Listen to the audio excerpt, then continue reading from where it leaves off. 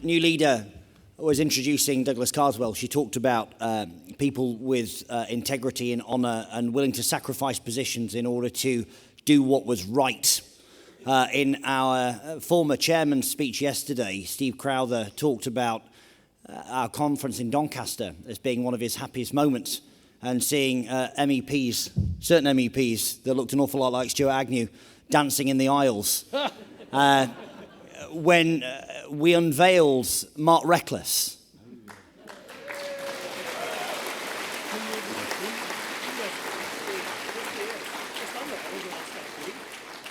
I don't honestly believe there is any better representation of real integrity in politics than this man, and he deserves huge appreciation for all of us. Now, we're all delighted an Assembly member representing UKIP in Wales. Ladies and gentlemen, Mark Reckless.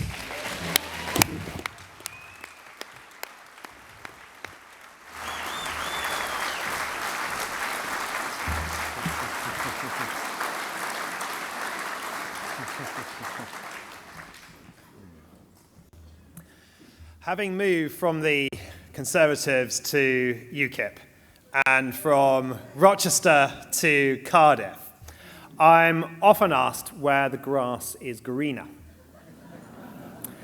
The answer is Wales, because it rains so much. And I do take an interest in the climate as chairman of the Climate Change, Environment and Rural Affairs Committee of the Welsh Assembly.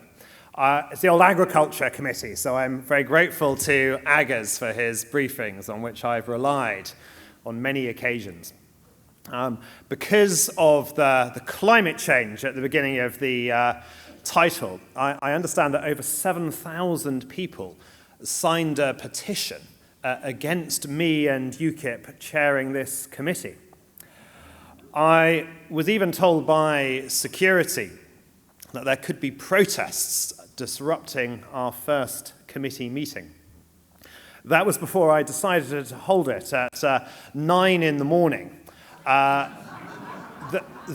day after Wales had been in a football semi-final.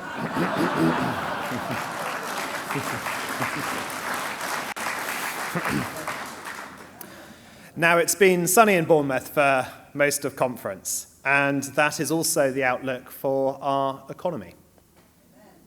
The economic forecasters at the big banks, the universities, the government departments, they forget one thing as they project doom and gloom, that their negativity was that of just 48%. We 52% knew that things would look up, that we'd be better off out, and that with restoring control comes renewed confidence.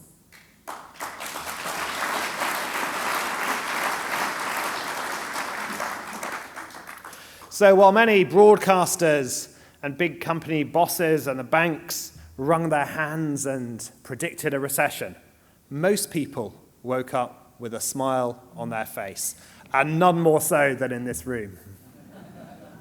And it's those people who've been going out and spending. Retail sales are up 6% on the year.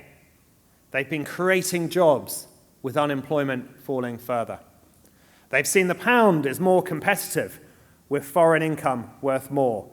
So at last, we're beginning to close our huge overseas deficit. Brexit offers us huge opportunities, and it's no surprise that the 52% who knew that already are faster to grasp them. The risks to our economy lie not in Brexit, but in an incontinent central bank and in weak productivity. Since I was appointed as our economy spokesman, I have repeatedly said that it is time that interest rates went up rather than down.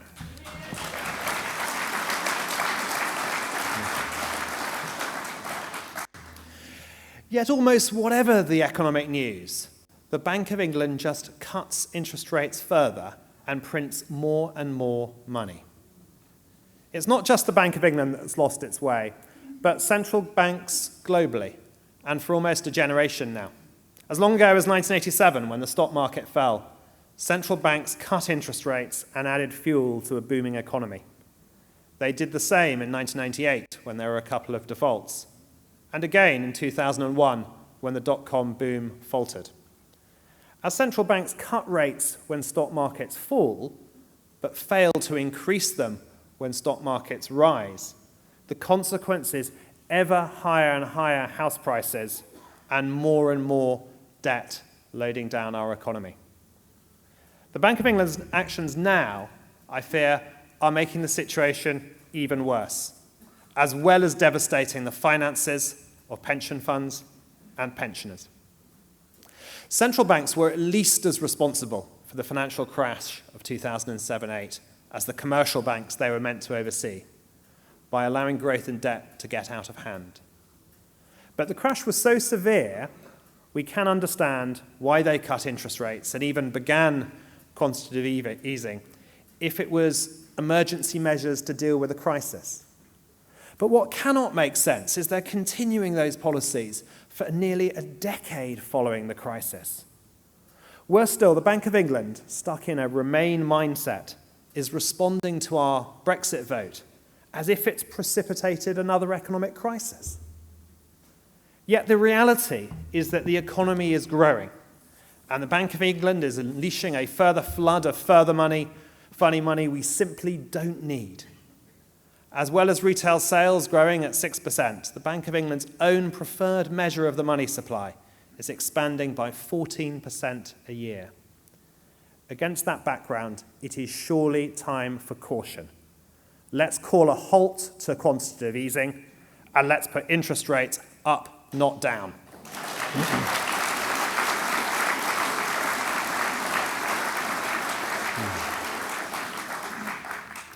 To raise our productivity, we need to reward real investment and channel capital to more productive uses.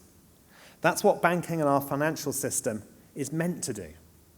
Unfortunately, bailing out the banks, printing money, and holding interest rates close to zero has stopped finance working as it should. Instead of seeing businesses with bad business models give way to more productive firms, zombie banks keep over-indebted firms on life support.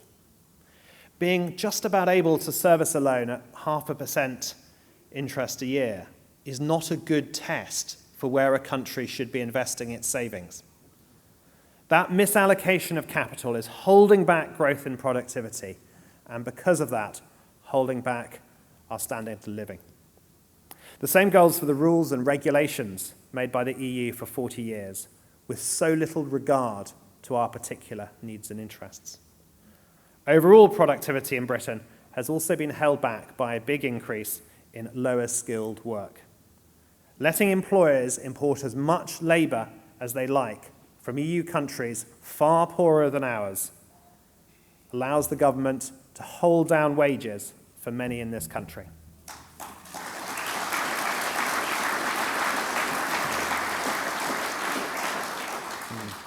Our party knows that, and it's why I think many, but far from all, voted for us on June the 23rd, and that we are now going to be a free and independent country, and people will make their own decisions once more. But the flip side of what's happened in our labour market is that by letting employers import cheap labour, the government discouraged capital investment, which we need to boost our productivity. People have voted for change. Outside the EU, we can follow a different path to a higher wage, higher productivity economy. Now we really can look beyond Europe to the global horizon, with laws to suit our needs, trade deals beyond Europe, a competitive currency, sensible monetary policy, and a belief in Britain, our best days lie ahead. We really are more than a star on somebody else's flag.